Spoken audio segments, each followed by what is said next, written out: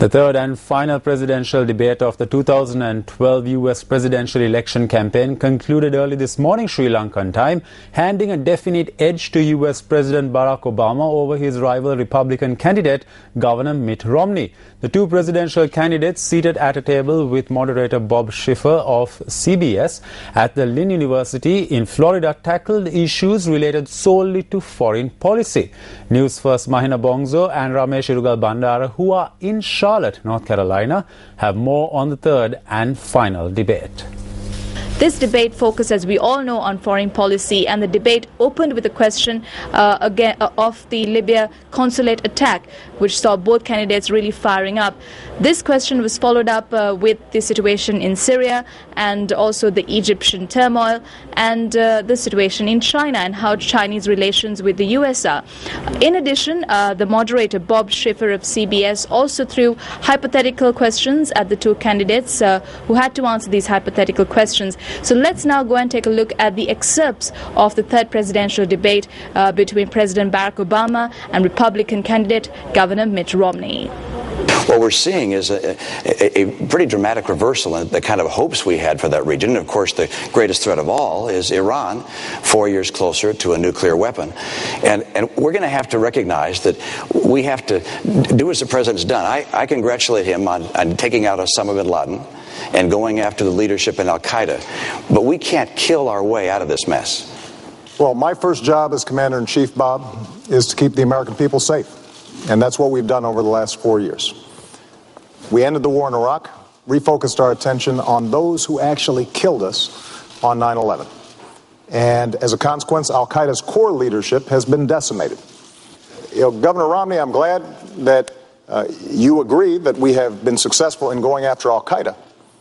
But I have to tell you that your strategy previously has been one that has been all over the map and is not designed to keep Americans safe or to build on the opportunities that exist in the Middle East. I'm sorry. You actually there was an effort on the part of the president to have a status of forces agreement, and I concurred in that and said that we should have some number of troops that stayed on. That was something I concurred with. That was your posture. That was my posture as well. You thought it should have been 5,000 troops. I thought it should have been more troops. But you know what? The answer was we got no troops through whatsoever. This is just a few weeks ago that you indicated that we should still have troops in Iraq. No, I didn't. I'm sorry. That's it. I indicated that you failed to put in place a status of forces agreement at the end of the conflict that existed. Governor, here's one thing I've learned as Commander-in-Chief. You've got to be clear, both to our allies and our enemies, about where you stand and what you mean.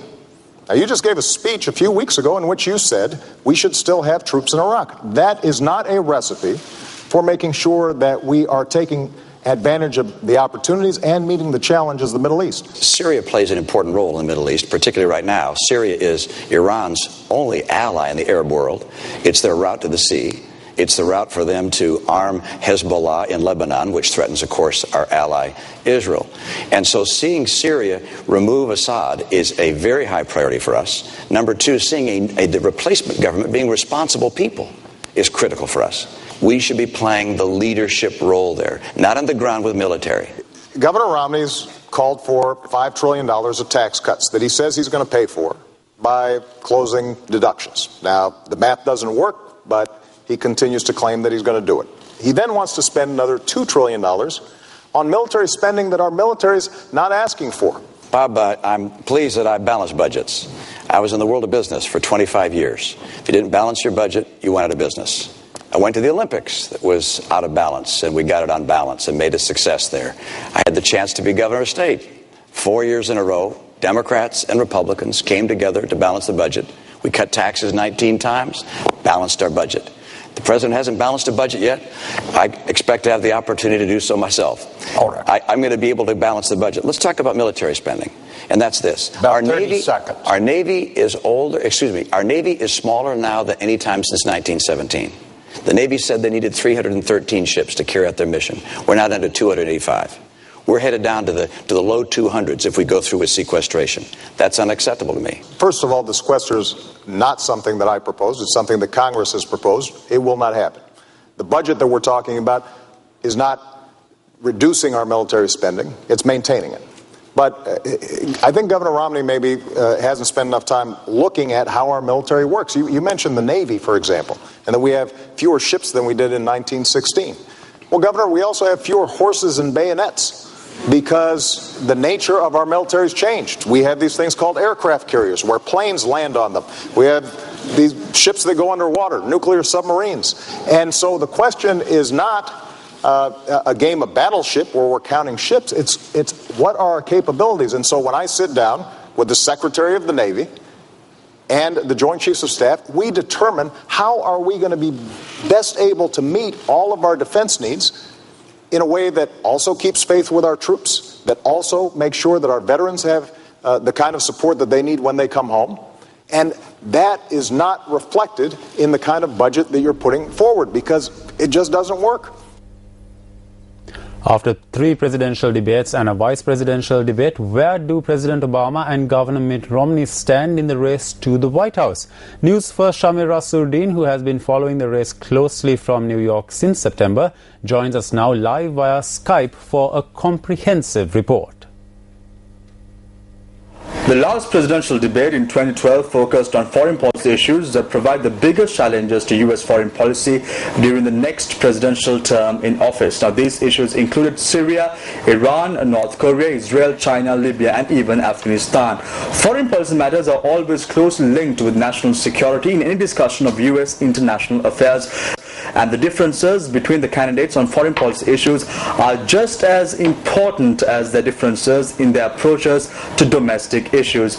Now, following 3 debates here in the United States with regard to the U.S. presidential race, Democratic President Barack Obama still appears to have the upper hand in the state-by-state fight to cobble together the 270 electoral votes needed to win the presidency in the November 6th election. However, Romney's recent surge in the polls after his strong performance in the first debate with Obama on October 3rd has propelled the Republicans into the lead or within striking distance in enough states to give him a reasonable chance of beating Obama to the finish line.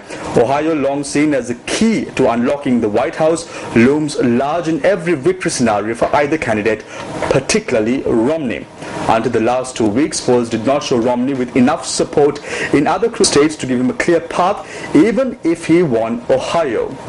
Now, most national polls indicate that Obama and Romney are deadlocked. Now, in such a close race, any surprise development during the final 2 weeks could loom large. Now, who will it be? Will it be Obama or Romney? Now, News First, of course, will keep a close watch and report to you as and when developments do unfold. I'm Shamir Rasurdin reporting for News First from New York, USA.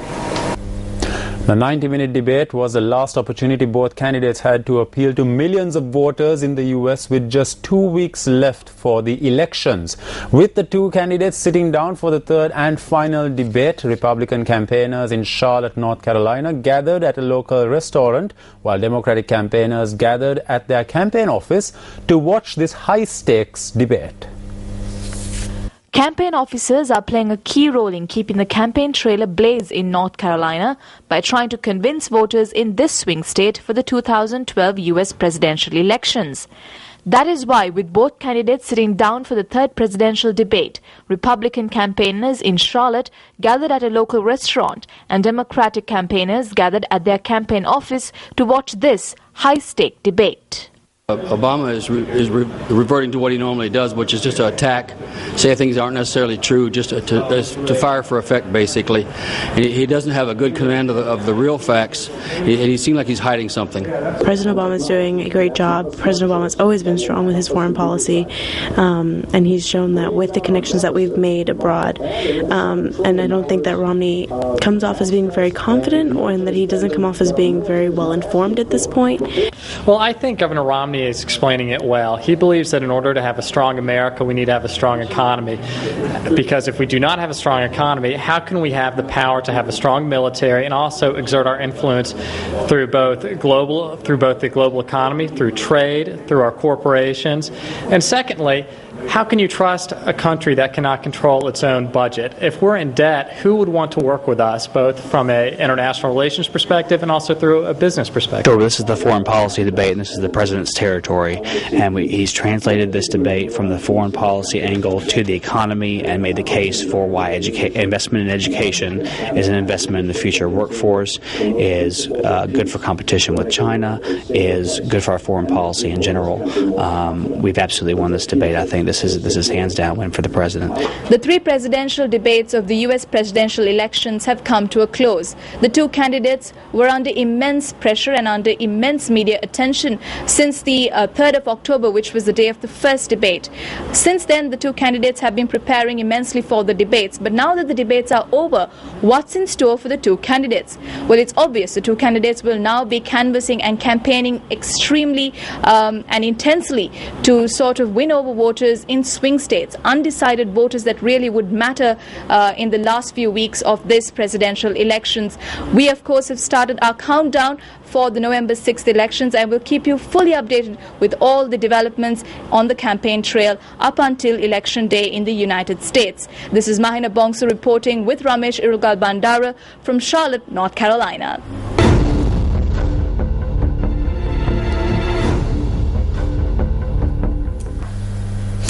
Moving back to the local arena, it was debated in Parliament today as to whether match fixing occurred at the concluded ICC World T20 held in Sri Lanka. The debate came up with the tabling of the adjournment motion by MP John Amaratunga.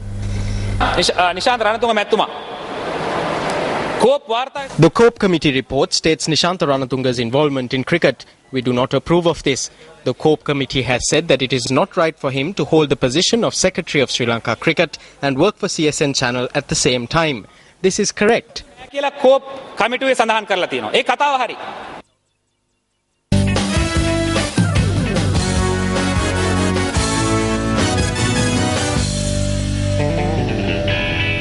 Let's quickly take a look back at some more of the views expressed during the adjournment motion debate in Parliament. In truth, what should we be talking about in this chamber? How is democracy in this country being implemented? How is the law being implemented? This is what we must talk about. But we are talking about how we lost the World T20. In truth, when the team led by Arjuna Ranatunga won the World Cup, there was a burning desire among all factions, fans, supporters and players to win the World Cup. But today, players need to find the desire within them to win for Sri Lanka. But unfortunately, there is a question as to whether players have such ideas. ඔබතුමා කිව්වා මේ CSN නාලිකාවේ විධායක නිලධාරී Nishantha Ranatunga මහත්මයා සහ මේ රූපවා අපේ You are speaking of the issue that the CEO of CSN channel, Nishantha Ranatunga, functioning as the Secretary of Sri Lanka Cricket. We work in accordance with the Sports Act. The Act does not state anywhere, as you say, that someone who works for a sports association cannot hold office at a media institution. So we cannot prevent this appointment. But there is an issue with regard to what you are saying. We hope to introduce the necessary regulations to the Sports Act. ඔබතුමා කියන එක පිළිබඳව යම් ප්‍රශ්නයක් තියෙනවා. ඒ නිසා මේ වර අපි රෙගුලාසි සංශෝධනය කිරීමේදී අපේ ක්‍රීඩා පනතට මේ රෙගුලාසි අපි ඇතුළත් කරන්න අපි බලාපොරොත්තු වෙනවා. Five-time Asian netball champions Sri Lanka face Singapore in the finals. Sri Lanka lose the final. Former Secretary of the Netball Interim Committee Trixie Nanayakara says the reason for the loss was the lack of training. The chairman of the National Netball Selection Committee, Surangani Vijayendra, says that the national coach failed to utilize the expertise of senior players. Minister of Sports appoints a committee to look into the reason for the loss in 2012. Contracts of the foreign advisor, national coach and assistant coach expire.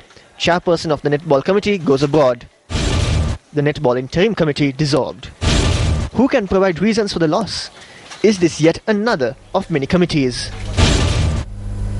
And with that, we wrap up this edition of your Primetime News Bulletin. Of course, don't forget to log on to www.newsfirst.lk for the very latest on the world around you. I'm Shen Silva.